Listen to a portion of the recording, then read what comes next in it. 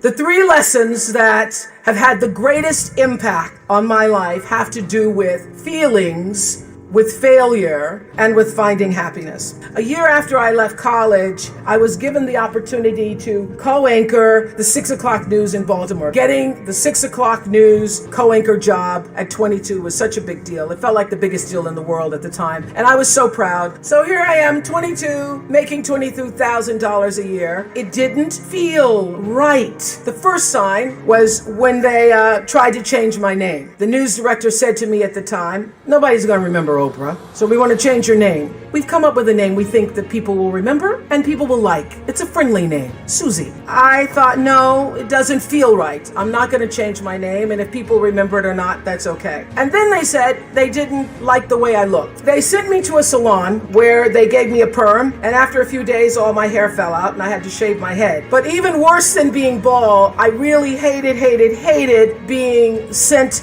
to report on other people's tragedies as a part of my daily duty, knowing that I was just expected to observe when everything in my instinct told me that I should be doing something. I should be lending a hand. I'd cover a fire, and then I'd go back and I'd try to give the victims blankets. I wouldn't be able to sleep at night because of all the things I was covering during the day. And my boss was saying, "This is the nightly news. You're an anchor, not a social worker. Just do your job." So I was juggling these messages of expectation and obligation and feeling really miserable with myself. And after 8 months, I lost that job. They said I was too emotional. I was too much. But since they didn't want to pay out the contract, they put me on a talk show in Baltimore. And the moment I sat down on that show, the moment I did, I felt like I'd come home. I realized that TV could be more than just a playground, but a platform for service, for helping other people lift their lives. And the moment I sat down doing that talk show, it felt like breathing. It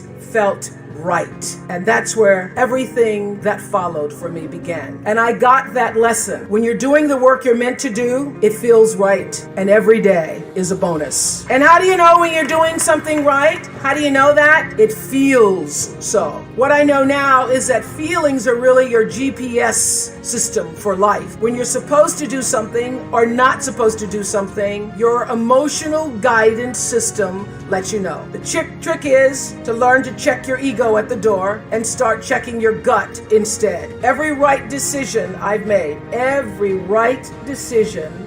ever made has come from my gut. And every wrong decision I've ever made was a result of me not listening to the greater voice of myself. If it doesn't feel right, don't do it. That's the lesson. So I say to you, forget about the fast lane. If you really want to fly, just harness your power to your passion. Honor your calling. Everybody has one. Trust your heart and success will come to you. So lesson 1, follow your feelings. If it feels right, move forward. If it doesn't feel right, don't do it. Every failure, every crisis, every difficult time, I say, what is this here to teach me? And as soon as you get the lesson, you get to move on. If you really get the lesson, you pass and you don't have to repeat the class. And what I found is that difficulties come when you don't pay attention to life's whisper, because life always whispers to you first. And if you ignore the whisper, sooner or later, you'll get a scream. Whatever you resist persists, but if you ask the right question, not why is this happening, but what is this here to teach me? What is this here to teach me? It puts you in the place and space to get the lesson you need. My friend Eckhart Tolle, who's written this wonderful book called A New Earth, he puts it like this. He says, don't react against a bad situation, merge with that situation instead, and the solution will arise from the challenge. Because surrendering yourself doesn't mean giving up, it means acting with responsibility.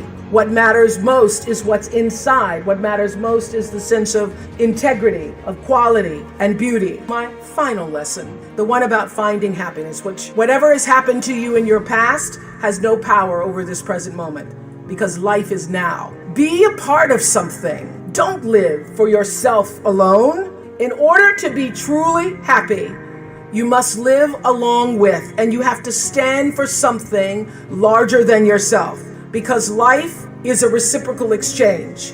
To move forward, you have to give back. And to me, that is the greatest lesson of life. To be happy, you have to give something back.